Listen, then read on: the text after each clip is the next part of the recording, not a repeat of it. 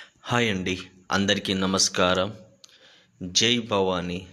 మీరు చూస్తున్నది మరుగుమందు. ఈ మరుగుమందు ఎందులో పెట్టాలి, ఎలా పెట్టాలి అనేది చెప్తున్నాను ఈరోజు. మరుగుమందు అనేది మనకు రెండు రకాలని మనకు కూడా తెలుసు. అందులో పౌడర్ వచ్చేసి అన్నంలో, కర్రీస్లో, జ్యూస్లో, కూల్ డ్రింక్స్లో, స్వీట్లో కూడా కలిపవచ్చు.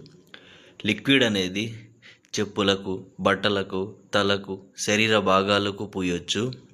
దీనివల్ల ఎటువంటి సైడ్ ఎఫెక్ట్ అనేది ఉండదు. ఎందుకంటే మనం తాండాలలో తయారు చేస్తాము.